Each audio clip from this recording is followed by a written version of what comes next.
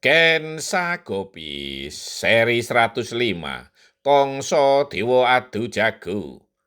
Dewi Kunti dengan sareh mendekati anaknya yang bongsor itu. Karena tidak seperti biasanya Bimo Seno bersikap seperti itu. Seno, jika kamu bersedih seperti itu, ibundamu ini lebih bersedih lagi, berkata Dewi Kunti. Bimo Seno yang sangat menghormati ibunya itu terenyuh mendengar ungkapan hati seorang ibu. Ia tidak ingin ibunya yang merawat 5 orang anak seorang diri itu bersedih. Apalagi masalahnya hanya sangat sepele. Kelinci. Ada apa, Ngger? Katakan kepada ibumu ini, bujuk Dewi Kunti. Aku gagal, berkata Bimo Seno yang menyesali dirinya. Aduh, Ger, gagal kenapa? Aku malu. Ya, tapi katakan hanya kepada ibumu ini. Aku izin. Katakan dengan berbisik saja, Ger. Aku gagal menangkap kelinci. Dewi Kunti tak kuasa menahan tawa mendengar pengakuan anaknya yang lugu dan kaku itu. Apa? Kelinci? Dewi Kunti meyakinkan pendengarannya sambil tersenyum. Oh, jawab Bimo Seno singkat. Namun ternyata ia tersenyum sendiri juga. Kali ini Dewi Kunti tersenyum lebar melihat anaknya yang jarang tersenyum itu bisa tersenyum. Walau tersenyumnya untuk menertawakan dirinya sendiri. Bimo Seno kemudian menceritakan yang ia lakukan ketika mengejar kelinci di padang rumput. Kenapa tidak kau jerat atau kau pukul saja, itu lebih mudah. Apa gunanya aku berburu? Jika ingin mudahnya saja, aku ingin menangkapnya hidup-hidup dengan tanganku ini, biar puas. Orang gagal itu biasa, semua orang pernah mengalami. Hanya saja ia mau bangkit dari kegagalannya atau tidak. Kata-kata sederhana dari ibunya itu menumbuhkan tekad Bimo Seno bahwa ia tidak boleh menyerah terhadap kegagalan. Mandi dan terus makanlah.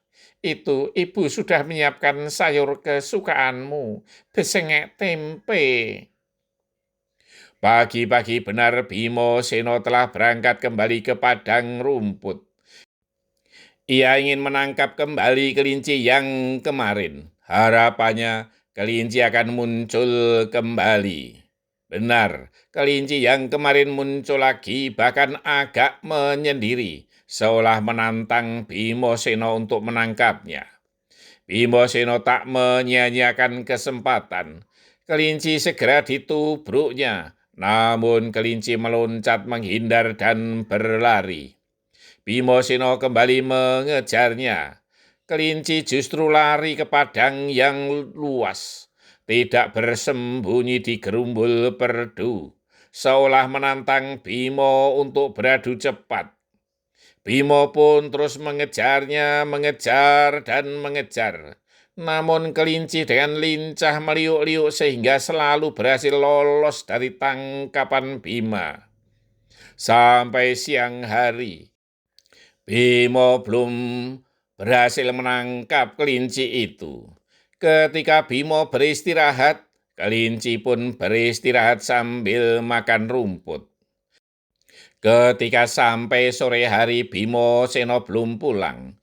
Bagawan Abioso ingin mengetahui apa yang diperbuat oleh cucunya itu di padang rumput. Setelah sampai di padang rumput, Bagawan Abioso tertegun melihat cucunya menguber kelinci. namun tidak bisa menangkapnya. Bagawan yang waskito ing pandulu mampu melihat yang orang lain tak mampu melihatnya itu terkejut ketika tahu bahwa kelinci itu bukanlah kelinci sembarangan. Ia kemudian mengawasi dari kejauhan, namun ia percaya bahwa itu baik untuk pembelajaran bagi cucunya itu. Ketika menjelang petang, Bimo telah pulang dengan tersenyum. Di tangannya membawa kelinci yang besar. Kemudian menyerahkan kelinci itu kepada seorang cantrik untuk dipelihara. Ketika Bagawan Abioso melihat dan mengamati kelinci itu, ia tersenyum karena tahu bahwa kelinci itu bukanlah yang tadi dikejar-kejar oleh Bimo. Sama persis, tetapi bukan. Bimo pun pasti tidak menyadari bahwa antara kelinci yang dikejar berbeda dengan kelinci yang ditangkap. Bersambung. Kegagalan adalah kesuksesan yang tertunda.